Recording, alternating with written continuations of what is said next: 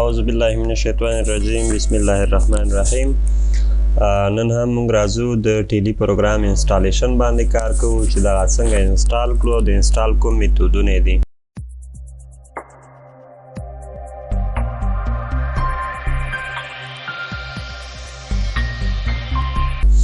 نو زه به اول راشم خپل کمپیوټر ډرایو ته. دلته ما سره ټیلی پروګرام تیار ډاونلوډ شوی.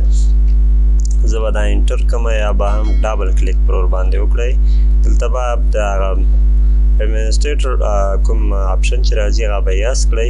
دلته به تاسې ورته خپل پات وټاکئ چې مثلا زه دا ټیلی پروګرام چېرته انسټالوم. زه ورته یم چې په اف ډرایو کې انسټال فولډر کې، ځکه چې سی ډرایو زما یو څه ډک دی، نو زه په انسټال باندې کلیک وکړم. دا یو څو دقیقې وخت نیسي او بالاخره انسټالېږي. تاسې به ورته تشویش ډېر نه کړئ.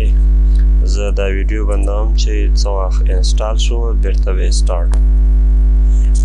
بس اوس هم نږدې ده چې انسټال شي. نو موږ به اوس هم انسټال شو، نو ډن به ووهئ.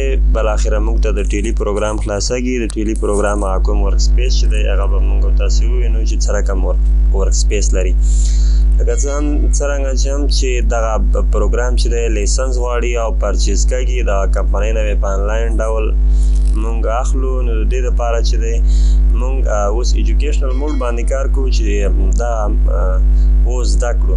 نو زه به په آلټ ډبلیو باندې به کلیک کړم، چې ځکه چې ورک آن ایجوکیشنل موډ دلته چې دی ډبلیو لاندې لاین چې دی کش شوی، نو زه به آلټ ونیسم ډبلیو. ما سره چې دی دغه ورک آن ایجوکیشنل موډ خلاص شو. زه بیا دا سلور ایډیشن موډ سنګل یوزر به خلاص کړم. دغه انلیمیټډ ملټي یوزر چې دی دا بیا پرچیز کېږي. نو زه به دلته چې دی د آی لاندې لاین کشته، نو زه به آلټ آی وهم. کله چې موږ د ایجوکیشنل موډ فعاله کړو، نو بعد د هغې نه به په دې کې موږ کومه نوې کمپني جوړه کړي، زړه کمپني را سره وي، سلیکټ کمپني به ووهو چې موږ سره په دې کې هېڅ یوه کمپني نشته. زموږ سره په کمپیوټر په هارډ ډسک کې، نو موږ بیرته اسکیپ بټن وهم چې بیرته ما مینیو ته بوځي.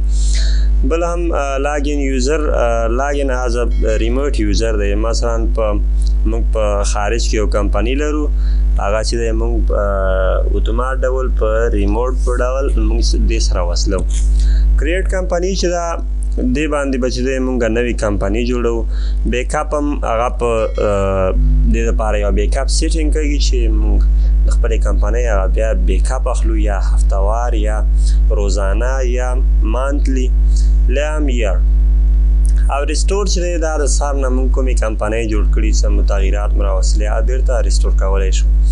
او کویټ هم دا کوم ټیلی پروګرام چې موږ خلاص کړی، په دې سره موږ دا کویټ کولی شو.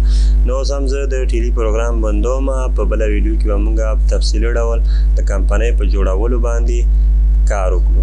والسلام. خدای دې وکړي چې یو څه مو ترې زده کړي وي. د خدای